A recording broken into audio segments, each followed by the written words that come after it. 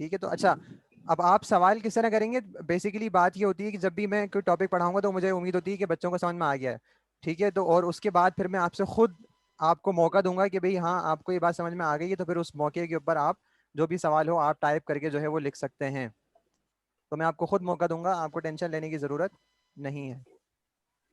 ठीक है, तो ये हमारा हो गया बायो एनर्जेटिक्स की डेफिनेशन, और it obeys the laws of thermodynamics. अच्छा, फिर बायो एनर्जेटिक्स के अंदर हमारे पास बेसिक दो प्रोसेस हैं।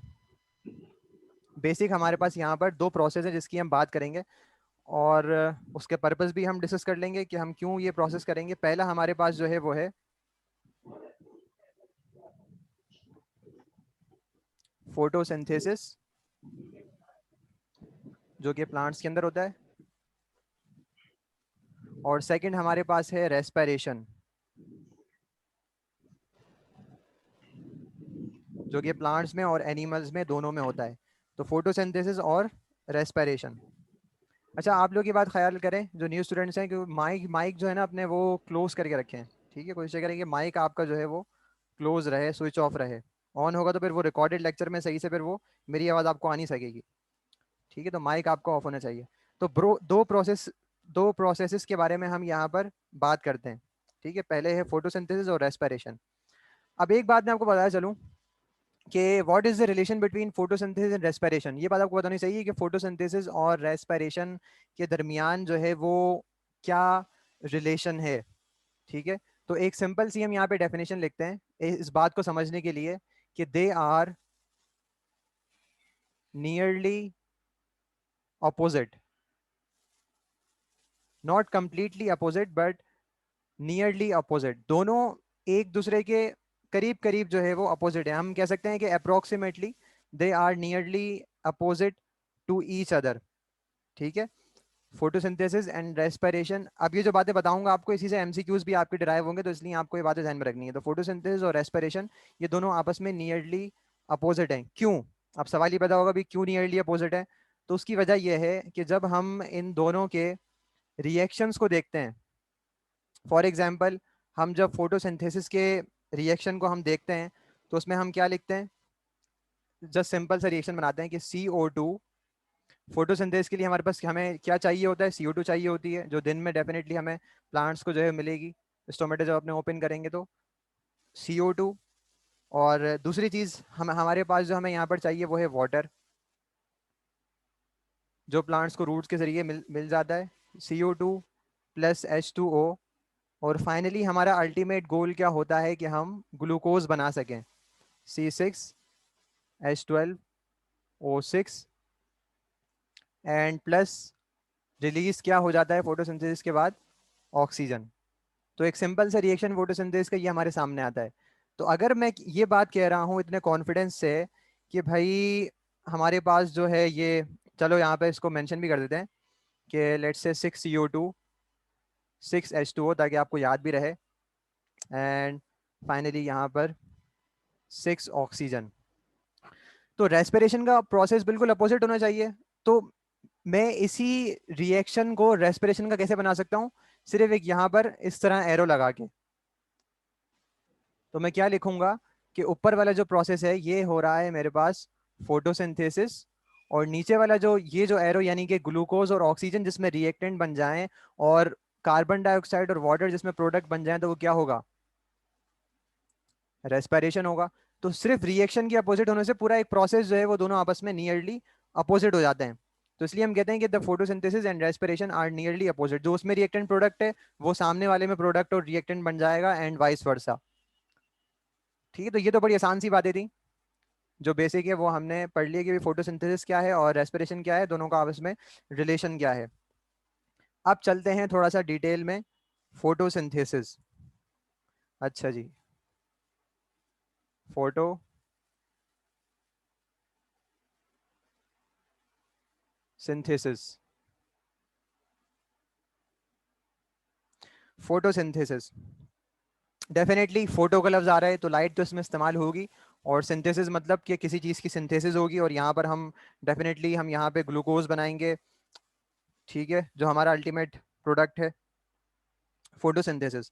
अच्छा जी, अब फोटोसिंथेसिस में हमारे पास कहानी कहाँ से शुरू होगी?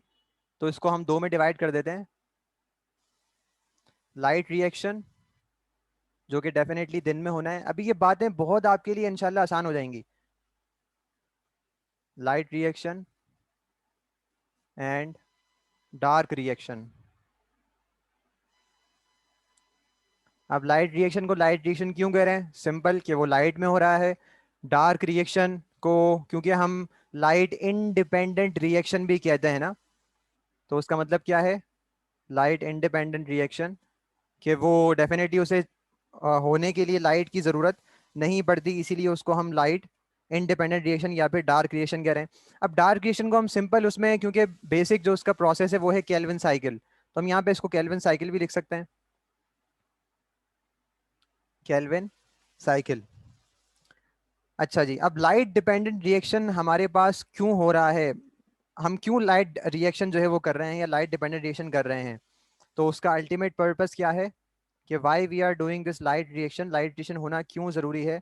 क्योंकि हमें चाहिए एटीपी प्लस, बेसिक तो एटीपी चाहिए, लेकिन इसका प्रोडक्ट क्योंकि ये भी है तो हम इसमें साथ में ये भी लिख देते हैं, NADPH। तो हमें चाहिए बेसिकली एटीपी और NADPH, इसीलिए हम लाइट रिएक्शन को परफॉर्म कर रहे हैं। अब अगला सवाल ये होगा कि हमें एटीपी क्यों चाहिए? सवाल से सवाल निकलता है ना। अब अगला सवाल ये है कि भाई मैं एटीपी क्यों चाहिए? तो हम खुद जवाब दे देते हैं उसका कि भाई एटीपी हमें इसलिए चाहिए क्योंकि हम जब लाइट रिएक्शन से प्रोसीड करें टुवर्ड्स डार्क रिएक्शन, तो हमें शुगर बनाने के लिए एनर्जी की जरूरत पड़ेगी। और एनर्जी कहाँ से आएगी? एटीपी प्रोवाइड करेगी, क्योंकि ATP is energy currency of the cell. तो और कोई जो चीज़ है नहीं कि एनर्जी प्रोवाइड कर सके, तो ATP is the basic compound which is providing the energy for the dark reaction और for the synthesis of sugar या फिर ग्लूकोज। तो इसलिए हमें एटीपी की जरूरत है। तो एटीपी बनने का अमल लाइट रिएक्शन में हो रहा है, एटीपी के यूटिलाइज करने का अमल डार्क रिएक्शन में हो रहा है। ठीक है, दोनों अलग अलग बातें हैं। Synthesis of ATP is happening in the light reaction and utilization of the ATP is happening in the dark reaction। अच्छा, अगर मैं बात करूं कि capturing and conversion of the energy, तो वो कहां पर होगी? लाइट रिएक्शन में या डार्क रिएक्शन में? जल्दी जल्दी बताएं। कैप्चरिंग एंड, क्योंकि हमने बायो एनर्जेटिक्स में तीन वो करे थे ना, अल्फाबेट लिखे थे, CCU, capturing, conversion and utilization. तो ये बात समझ में आनी चाहिए कि भाई कैप्चरिंग और कन्वर्जन कहां पर हो रही है। जल्दी जल्दी जल्दी जल्दी, जितनी जल्दी आप लिखेंगे वेरी गुड, उतनी जल्दी हम प्रोसीड करेंगे। ठीक है, और ये बातें लिखने से फिर आपको इंशाल्लाह याद भी रहेंगी। लाइट रिएक्शन, तो ये सी जो शुरू वाले CC थे, C.C, capturing, capturing and conversion, वो भी पूरा डिटेल में हम बात करेंगे कैसे कैप्चर होती है, कैसे कन्वर्ट होती है। ठीक है, तो ये CC यहाँ पर हो गया, और यहाँ पे जो तीसरा वाला U था, यूटिलाइजेशन, तो वो हमारे पास डार्क रिएक्शन में हो रहा है। ठीक है, बातें समझ में आना शुरू हो गई। अगली बात क्या है, कहाँ पर एनर्जी कैप्चर होती है? चलो वही हम बता दें कि भाई हमारे पास फोटोसिंथेसिस परफॉर्म करने के लिए जो बेसिक ऑर्गन है वो है लीफ। ठीक है, दूसरे ऑर्गन के अंदर भी हो सकती है, लेकिन हम ज्यादा लीफ की बात करते हैं क्योंकि वहां पर मेसोफिल सेल ज्यादा मौजूद हैं, और उन सेल्स में ज्यादा क्या मौजूद है? Chloroplast, chloroplast. अच्छा, ये ना समझे कि हम यहाँ पे सिर्फ बोर्ड पे समझेंगे। ठीक है, हम मुख्तलिफ एंगल से समझते, तो हम फिगर्स भी देखेंगे, काफ़ी सारी चीज़ें हम यहाँ पे देखते हैं, जो ज़रूरत होती है उस तरफ हम चले जाते हैं। तो आपके लिए मैंने बहुत सारी फिगर्स भी तैयार करके रखी हुई हैं, तो जब वो नज़र आना शुरू हो जाएंगी तो इंशाल्लाह टॉपिक पर आपको हजम हो जाएगा। अभी भी आहिस्ता आहिस्ता समझ में आना शुरू हो रहा है, लेकिन हम तब जाएंगे जब ज़रूरत होगी। तो क्लोरोप्लास्ट, ये ऑर्गन हमें चाहिए टू परफॉर्म द फोटोसिंथेसिस। लेकिन इतनी आसान तो बात नहीं है, हम 9 मैट्रिक के बच्चे तो नहीं है कि हम क्लोरोप्लास्ट से बस जो है वो सुकून से बैठ जाएं। हमें अगला हमारा सवाल ये होगा, भाई क्लोरोप्लास्ट तो बहुत बड़ा ऑर्गन है, कौन से उसका पोर्शन है जिसमें ये लाइट रिएक्शन हो रहा है? फिर हमारा जवाब ये होगा कि भाई क्लोरोप्लास्ट की जो मेम्ब्रेन है, जिसे हम थाइलेकोइड मेम्ब्रेन कहते हैं, थाइलेकोइड मेम्ब्रेन, तो ये वहां पर थाइलेकोइड मेम्ब्रेन में पूरा लाइट रिएक्शन हो रहा होगा, और पूरी बातें हमें सामने नजर आना शुरू हो जाएंगी जब हम फिगर देखेंगे। तो ये थाइलेकोइड मेम्ब्रेन जो इस तरह हमारे पास एक पूरा पोर्शन बन जाता है, जिसे हम ग्रेनम भी कहते हैं, थाइलेकोइड मेम्ब्रेन और ग्रेना और ग्रेनम सिंगुलर। तो वहां पर ये क्लोरोप्लास्ट की मेम्ब्रेन में ये लाइट रिएक्शन हो रहा होता है। तो ये हो गई लोकेशन ऑफ लाइट रिएक्शन। अब what is the location of dark reaction? ये तो हो गया मेम्ब्रेन में। तो बाकी जो हमारे पास, फॉर एग्जांपल ये हमारे पास क्लोरोप्लास्ट है और ये हमारे पास थाइलेकोइड मेम्ब्रेन है, तो बाकी जो हमारे पास जो पूरा साइटोप्लाज्म थाइलो उसका क्लोरोप्लास्ट का बचा है which is called as stroma. तो डार्क क्रिएशन जो हो रहा होता है वो हमारे पास हो रहा होता है स्ट्रोमा में। तो ये हमारे पास लोकेशन आइडेंटिफाई हो गई कि क्लोरोप्लास्ट में थाइलोकाइड मेम्ब्रेन में लाइट रिएक्शन हो रहा है और डार्क रिएक्शन जो है वो हमारे पास कहाँ पर हो रहा है, स्ट्रोमा के अंदर। ठीक है। अच्छा, अगली बात इंपॉर्टेंट ये है कि डार्क रिएक्शन जब हम करेंगे तो वहां पर भी हमें एटीपी प्रोड्यूस होती हुई नजर आएगी इन द केल्विन साइकिल।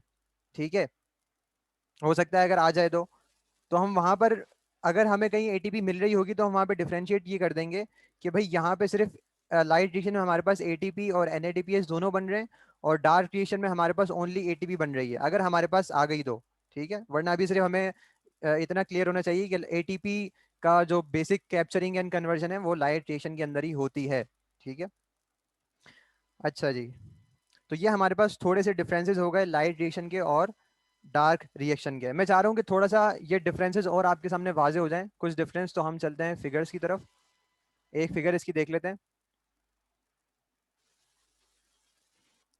अच्छा जी,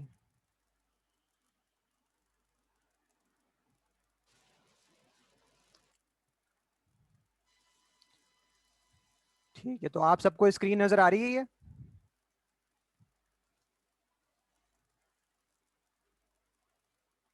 ठीक है। अच्छा, अब जो बातें हमने पढ़ी हैं सिर्फ वो देखते हैं, बाकियों को छोड़ देंगे। ठीक है, क्योंकि वो तो क्लियर होना पहले, बाकी तो आगे हम जब चलते चले जाएंगे तो बातें क्लियर होती जाएंगी। Light reaction is the first phase of photosynthesis. ठीक है, ये बात तो हमें 100% क्लियर है। ठीक है कि light reaction is the first phase of, पहला फेज लाइट रिएक्शन होगा और सेकंड फेज हमारे पास जो होगा वो होगा फोटोसिंथेसिस में डार्क रिएक्शन या फिर केल्विन साइकिल। लाइट रिएक्शन और light phase of photosynthesis occurs in grana और थाइलोकाइड मेम्ब्रेन। ठीक है, ये बात ही पढ़ चुके हैं। और dark face of photosynthesis occurs in stroma, ये बात भी हम पढ़ चुके हैं। Light reaction is a photochemical phase of photosynthesis and dark reaction is the biochemical phase of photosynthesis. क्या मतलब कि फोटोकेमिकल क्या है कि हमारे पास यहाँ पे क्योंकि in the presence of light हो रहा है इसलिए ये फोटोकेमिकल है, और लाइट एनर्जी केमिकल एनर्जी में हमारे पास कन्वर्ट हो रही है। और डार्क रिएक्शन में कोई फोटोकेमिकल कन्वर्जन नहीं है, यहाँ पे सिर्फ बायोकेमिकल कन्वर्जन है कि एक एटीपी जो है वो यूटिलाइज होगी और यूटिलाइजेशन के बाद वो सर्टेन और एनर्जी कंपाउंड्स बना लेगी, फॉर एग्जांपल ग्लूकोज या प्रोटीन्स या लिपिड्स जिसकी जरूरत हो। इसीलिए ये बायोकेमिकल प्रोसेस है, it does not involve the light. तो यहाँ पे photo chemical phase light reaction और this is biochemical phase of photosynthesis. ठीक है। अच्छा, then move on to the eight point, बाकियों को छोड़ दें। The end products of light reaction are ATP and NADPS2। ठीक है, एंड प्रोडक्ट्स हमें हमारे पास क्या मिल रहे हैं, एटीपी एंड NADPS2। और डार्क रिएक्शन के जो प्रोडक्ट हमें मिल रहे हैं ADP NADP एंड ग्लूकोज। ठीक है, तो ये बात भी हम कर चुके हैं। बाकी पॉइंट जो होंगे वो हमें आहिस्ता आहिस्ता समझ आना शुरू हो जाएंगे। तो ये तो हो गया इंट्रोडक्शन लाइट रिएक्शन का, डार्क रिएक्शन का। अब हम बाकायदा जो है वो स्टार्ट करते हैं लाइट रिएक्शन। इस ऐसे ऐसे एमसीक्यू से बन जाते हैं, अब जब आगे देखेंगे ना तो आपके एमसीक्यूज गलत होना शुरू होंगे। अरे इस तरह भी एमसीक्यू बन सकता था, हमें तो पता नहीं था इस तरह से ही बन सकता था। तो इसलिए हमारी कोशिश होती है कि आपको हर तरह से एमसीक्यू, हर एंगल से, ताकि टॉपिक आपको समझ में आ जाए। अच्छा जी, स्टार्ट करते हैं लाइट रिएक्शन। अब हमारा गोल क्लियर हो चुका है कि हम लाइट रिएक्शन क्यों कर रहे हैं, तो इसलिए ये बातें बड़ी आसानी से आपको समझ में आएंगी। लाइट रिएक्शन और लाइट डिपेंडेंट रिएक्शन। अच्छा जी, अब सबसे पहले हमारे पास लाइट रिएक्शन में कौन सा प्रोसेस हमें जो है वो करना है। ठीक है, सबसे पहले हमारा काम क्या है, लाइट को कैप्चर करना। कैप्चरिंग जो पहला सी था, स्टेप बाय स्टेप चलेंगे। तो कैप्चरिंग ऑफ लाइट। अब इस लाइट को कैप्चर करने के लिए हमारे पास क्या क्या मौजूद है। ठीक है, हम किस तरह बेसिकली लाइट को कैप्चर कर रहे हैं। तो सिंपल सा आंसर कि how we are capturing the light, by two systems and they are known as photo system। Photo system, और फोटो सिस्टम यहाँ पे आपको पता है कि एक नहीं होता बल्कि दो फोटो सिस्टम होते हैं, तो इसलिए हम यहाँ पे लिख देते हैं साथ ही कि PS2 and PS1।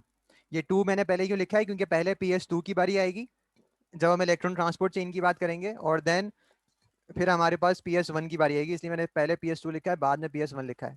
Photo system, अच्छा पहले इसको डिफाइन कर दो ताकि इसका कंसेप्ट क्लियर हो जाए कि फोटो सिस्टम क्या है। ये तो आपको बात समझ में आ गई कि भाई लाइट कैप्चर करने के लिए, अब इसको इंग्लिश में बता दें कि भी photo systems are large complexes of proteins, large complexes of, definition हम ऐसी बनाएंगे जो हमें समझ में आए, ठीक है ना, मुश्किल अल्फाज में बनाने की जरूरत नहीं है, हम ऐसी डेफिनेशन बनाएंगे जो हमारा कंसेप्ट भी क्लियर करे और हमें याद भी रहे। तो photo systems are large complexes of proteins. क्या सिर्फ प्रोटीन्स होते हैं? नहीं भाई, इसमें तो हमारे पास पिगमेंट्स भी होते हैं। तो large complexes of proteins and pigments which capture और या विच एब्जॉर्ब्स एनर्जी।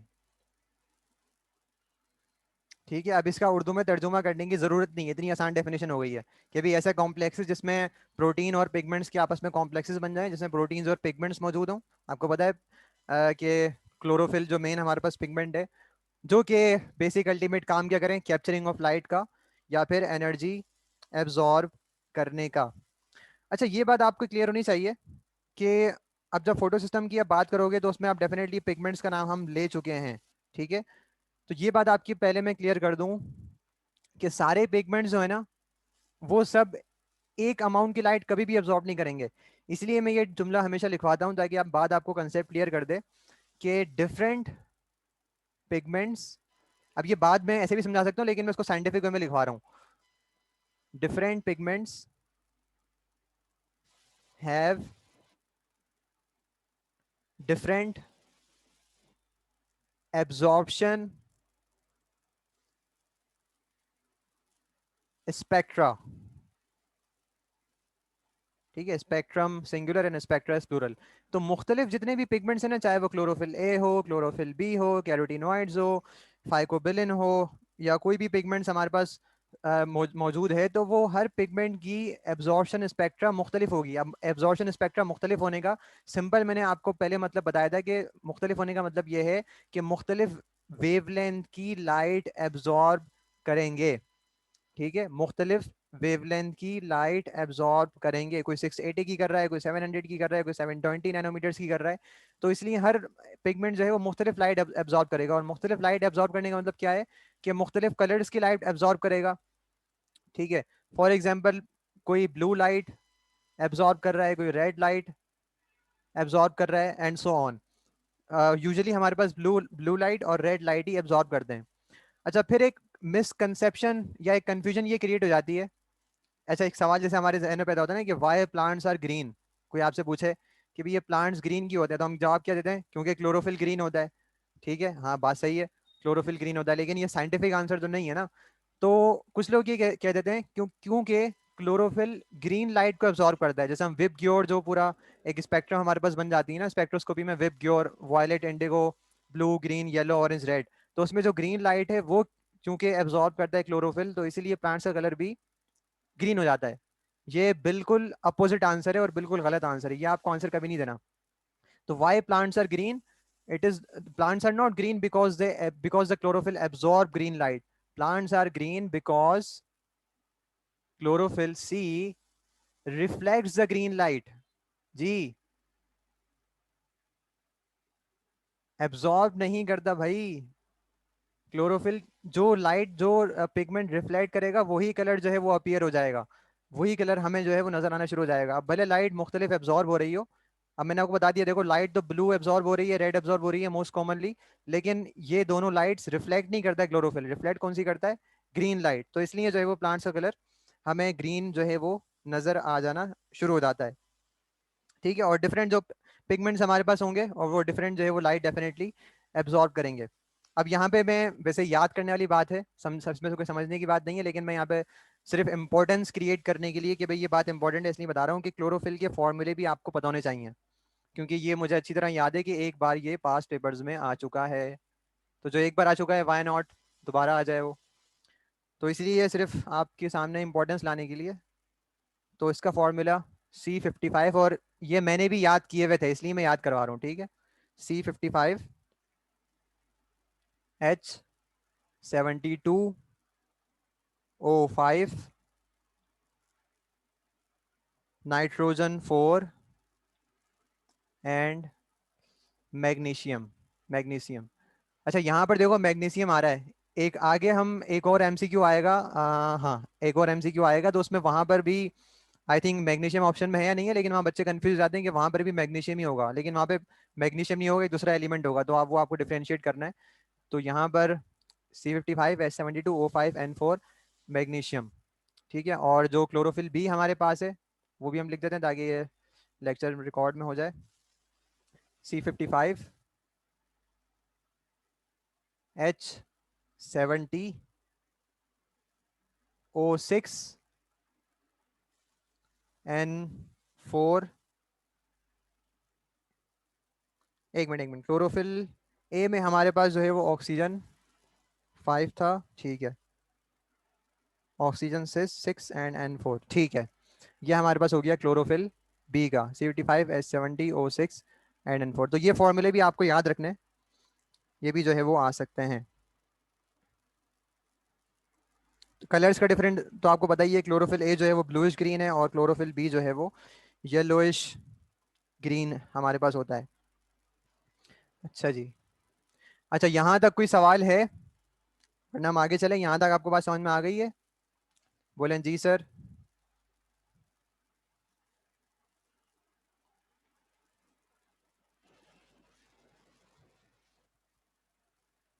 ठीक है, very good. Good good good. चलें जी आगे चलते हैं।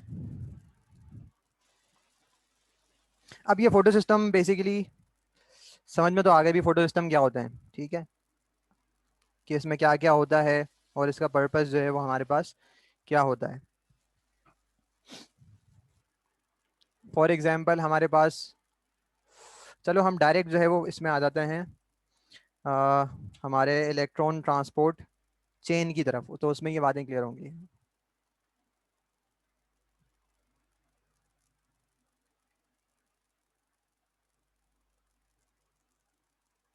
ठीक है। तो जो पहला प्रोसेस हम एटीपी को बनाने के लिए और लाइट को कैप्चर करने के लिए कर रहे हैं इन द लाइट रिएक्शन, ये भी हम लाइट रिएक्शन के अंदर ही मौजूद हैं, वो क्या है? Electron transport chain. ठीक है, इलेक्ट्रॉन को हमें ट्रांसपोर्ट करना है, तो उसकी डेफिनेटली एक चेन बन जाएगी। जब वो एक मॉलिक्यूल से दूसरे मॉलिक्यूल तक जाएगा, उसको लेकर जाएंगे, तो डेफिनेटली वो एक चेन की सूरत में इख्तियार हो जाती है, तो इसलिए इसको कहते हैं इलेक्ट्रॉन ट्रांसपोर्ट चेन। अच्छा, अब इसका आपको सीक्वेंस ध्यान में रखना है, जो हम आगे डिस्कस करते रहेंगे कि किस सीक्वेंस से कहाँ पर जो है वो इलेक्ट्रॉन जा रहा है, ठीक है। तो सबसे पहले हम बात यहाँ पे शुरू करते हैं फोटो सिस्टम 1 से। फॉर एग्जाम्पल यहाँ हमारे पास मौजूद है, और इससे देखो बहुत सारी बातें, अभी ये टॉपिक जाएगा डिटेल में, तो तैयार हो जाओ, ठीक है, क्योंकि इसी में बहुत सारी बातें मैं कवर करवाऊंगा अभी। सबसे पहले हमने यहाँ पर बना लिया है फोटो सिस्टम। अच्छा, अब आप, अब चलो मैं यहाँ पे फोटो सिस्टम 2 ही बना देता हूँ, कि यहाँ पर मौजूद है फोटो सिस्टम 2। तो हमने कहा कि फोटो सिस्टम चाहे वो PS2 हो, जिससे कहानी शुरू हो रही है, या वो PS1 हो, दोनों का काम है लाइट को कैप्चर करना, लाइट को एब्जॉर्ब करना। तो एमसीक्यू क्या बना हमारा कि in the electron transport chain light is absorbed twice. ठीक है, 2 मरतबा लाइट यहाँ पे कैप्चर होगी, 2 मरतबा लाइट यहाँ पे एब्जॉर्ब होगी। एक दफा फोटोसिंथेसिस में लाइट एब्जॉर्ब नहीं होती। पहली लाइट हमारे पास यहाँ पर एब्जॉर्ब होगी, और दूसरी लाइट हमारे पास PS1 में जाके जो है वो एब्जॉर्ब होगी। और वो अभी हम एनर्जी डायग्राम देखेंगे तो आपको समझ में आएगा कि पहले लाइट एनर्जी थोड़ी सी बढ़ेगी PS2 में, और फिर जब PS1 की जब हम उस स्टेप तक पहुंचेंगे तो और ज्यादा बढ़ जाएगी। चलो मैं दिखा देता हूँ ताकि अभी ये बात हजम हो जाए।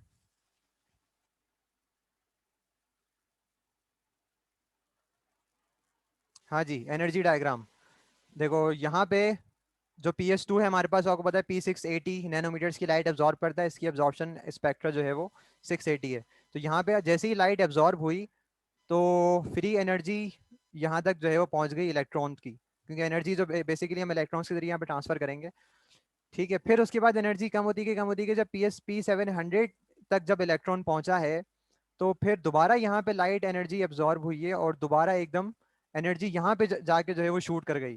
ठीक है, तो यहाँ पे क्या बात हमारी क्लियर हुई कि लाइट एनर्जी जो है वो एब्जॉर्ब हो रही है twicely by the plant in the process of electron transport chain या फिर in the process of photosynthesis. ठीक है, अब ये फिगर आपने देख ली तो ये इंशाल्लाह आपको भूलेगा नहीं कि दो दफा हम यहाँ पे लाइट को एब्जॉर्ब करवा रहे हैं in the electron transport chain. ठीक है जी, लाइट यहाँ पे एब्जॉर्ब हो चुकी है। ठीक है, अब डेफिनेटली फोटो सिस्टम में हम यहाँ पे जो है वो जहाँ पे हमारा ये क्या कहते हैं क्लोरोफिल वगैरह जहाँ पर मौजूद होता है, तो उसको हम नाम क्या दे देते हैं, रिएक्शन सेंटर का। ठीक है, तो उसको मैं यहाँ पे नीचे लिख देता हूँ, आप समझ जाएं कि यहाँ पे रिएक्शन सेंटर जो है वो मौजूद है। रिएक्शन सेंटर कि जहाँ पर सारे क्लोरोफिल बेसिकली एक्यूमुलेट हुए हैं, क्लोरोफिल वहाँ पे मौजूद है, और अल्टीमेट हमारा भले एनर्जी जो है वो फॉर एग्जांपल यहाँ यहाँ पे जो हमारे पास फोटो सिस्टम के अंदर जो मॉलिक्यूल थे, ठीक है, लाइट हार्वेस्टिंग मॉलिक्यूल्स थे, तो यहाँ पे एनर्जी एब्जॉर्ब हुई या फिर कोई दूसरे पिगमेंट थे तो अल्टीमेटली, और क्लोरोफिल जो है वो हम इसको डिफरेंशिएट कर देते हैं, क्लोरोफिल मेरे पास जो है वो यहाँ मौजूद है। ठीक है, तो ये अल्टीमेटली लाइट एनर्जी को ट्रांसफर करते करते फाइनली कहाँ पहुँचाएगा, क्लोरोफिल के पास, और उस क्लोरोफिल जहाँ पर एक्यूमुलेट हुआ हुआ है उसको हम कह रहे हैं रिएक्शन सेंटर। तो हमें आखिरी हमें हमारी डेस्टिनेशन क्या है, with in the photo system, which is reaction centre. ठीक है, अच्छा जी, लाइट हमने एब्जॉर्ब करवा दी। ठीक है, तो जैसे ही लाइट एनर्जी एब्जॉर्ब हुई है, अब हमें यहाँ पे इलेक्ट्रॉन्स चाहिए, क्योंकि इलेक्ट्रॉन ट्रांसपोर्ट चेन है ना, तो इलेक्ट्रॉन तो डेफिनेटली हमें यहाँ पर चाहिए होंगे। तो इलेक्ट्रॉन जब हमें चाहिए तो उसको हम कैसे जो है वो प्रोड्यूस करवा रहे हैं, तो हमारे पास एक मॉलिक्यूल मौजूद है यहाँ पे वाटर का। ठीक है, कहाँ बनाए हैं, यहाँ पे बना देते हैं, H2O। ठीक है, तो H2O, अब देखो H2O किसी करीब यहाँ मौजूद है, फोटो सिस्टम 2 के पास, और वाटर के यहाँ पे जो स्प्लिट होने का प्रोसेस है, क्योंकि इसको हम तोड़ेंगे तो इलेक्ट्रॉन हमें मिलेगा, तो उसको हम क्या कहते हैं, स्प्लिटिंग ऑफ वाटर या फिर फोटोलिसिस। फोटोलिसिस, ठीक है, तो ये फोटोलिसिस जो हो रही है, ये PS1 के बराबर में नहीं हो रही, नहीं हो रही, ये PS2 के बराबर में हो रही है। ठीक ठीक है, यानी कि जो वाटर का मॉलिक्यूल जो स्प्लिट हो रहा है, जो कि हमें इलेक्ट्रॉन प्रोवाइड करेगा आगे इलेक्ट्रॉन को ट्रांसपोर्ट करने के लिए, तो ये कहाँ पर हो रहा है, ये PS2 के करीब हो रहा है, PS1 के करीब नहीं हो रहा। ये बात क्लियर हो गई।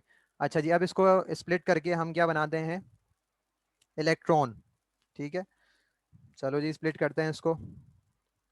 तो जैसे ही हमने वाटर को तोड़ा है, अब यहाँ पे एक कन्फ्यूजन है जो कि मैं क्लियर करना चाहूँगा, पहले इसको हम रिएक्शन कंप्लीट कर लें। H2O को जैसे ही आप तोड़ोगे तो यहाँ पे आपको, अब जो बेसिक रिएक्शन दिया हुआ होता है वो इस तरह दिया हुआ होता है कि हाफ मॉलिक्यूल ऑफ ऑक्सीजन इससे निकलेगा, प्लस हाइड्रोजन दो हैं तो टू हाइड्रोजन हमारे पास निकल गए प्रोटॉन्स की सूरत में, और हमारे पास टू इलेक्ट्रॉन्स यहाँ पर हमारे पास निकल गए। ठीक है, तो इलेक्ट्रॉन हमें चाहिए थे आगे ट्रांसपोर्ट करने के लिए ताकि वो एनर्जी क्रिएट कर सकें, तो ये हमारे पास इलेक्ट्रॉन्स भी हो चुके हैं, और अगली चीज़ हमारे पास टू हाइड्रोजन और हाफ ऑक्सीजन। अब देखो ऐसे रिएक्शन नहीं होता, ये रिएक्शन गलत है। ठीक है, अच्छा ये 1 मिनट से कम रह गया, तो इसलिए आप लोग जो है वो मैं एंड कर रहा हूँ, तो आप लोग दोबारा फ़ौरन ज्वाइन कर लीजिए, बीच में ख़त्म हो जाएगा तो फिर मसला होगा।